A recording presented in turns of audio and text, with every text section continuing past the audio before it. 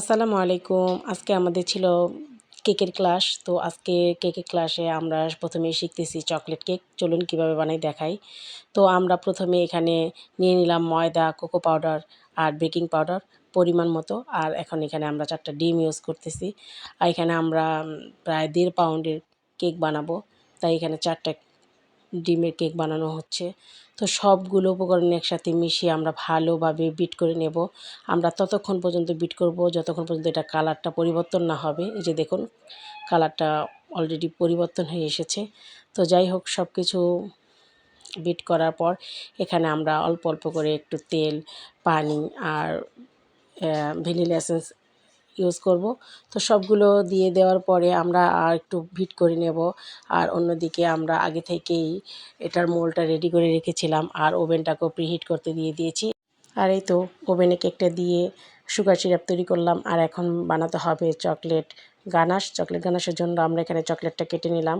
আর অন্যদিকে আমাদের ক্রিম তৈরি করতে হবে, যেহেতু এটা birthday cake, chocolate birthday cake, তাই আমরা এখানে ক্রিম তৈরি করছি। আর যেহেতু এটা চকলেট কেক অবশ্যই ক্রিমের ফোমের সাথে আমরা চকলেট গানাশ ইউজ করব।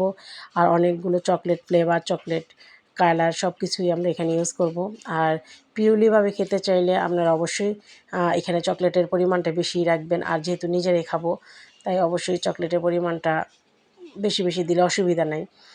আর এই যে এখন আলহামদুলিল্লাহ কেকটাও হয়ে এসেছে।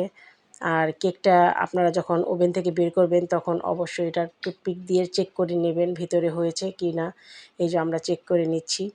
এখন কেকটা আর আমরা ঠান্ডা হওয়ার জন্য সময় পাইনি, তাই এখনই কেটে ফেলবো। এই যে একদম গরম গরম ধোয়া ওঠা কেকটাকে আমরা কেটে নিচ্ছি। আর কয়টা লেয়ার করবেন এটা সম্পূর্ণ আপনাদের ব্যাপার। এখানে আমরা 4 টা লেয়ার করতেছি।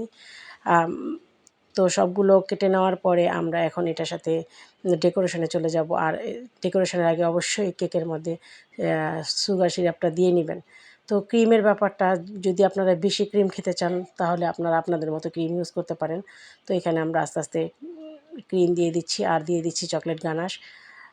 যেহেতু এটা চকলেট কেক সব কিছুতেই চকলেট ভরপুর থাকা উচিত, তাই আমরা ওইভাবেই বানানো হচ্ছে। তো শেফ আমাদের ভালো করে বুঝিয়ে দিচ্ছে। এখন আমরা এই কেকটাকে আধা ঘন্টার জন্য ফ্রিজে রেখে দেবো।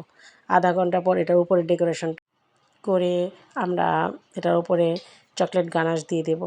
তো যাই হোক উপরে ডেকোরেশন করার সময় খুব সাবধানে এটাকে নিট অ্যান্ড ক্লিনভাবে ডেকোরেশন করতে হবে।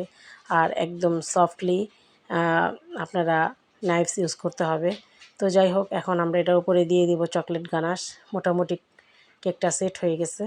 আর ফ্রিজে রেখে দিলে আরেকটু ভালো। তো চকলেট গানাশ দেওয়ার পরে আমরা এখানে কিছু ফ্লাওয়ার এঁকে দেবো। আচ্ছা, ফুল ফ্লাওয়ার বা ডেকোরেশন এটা সম্পূর্ণ আপনার ব্যাপার। আমরা জাস্ট আজকে ক্লাসে যতটুকু শিখতে পেরেছি আলহামদুলিল্লাহ আমরা অনেক অনেক খুশি। তো এই যে আমাদের ফাইনাল লুক কেকের খুবই সুন্দর হয়েছে আর খেতেও খুব সুস্বাদু আলহামদুলিল্লাহ।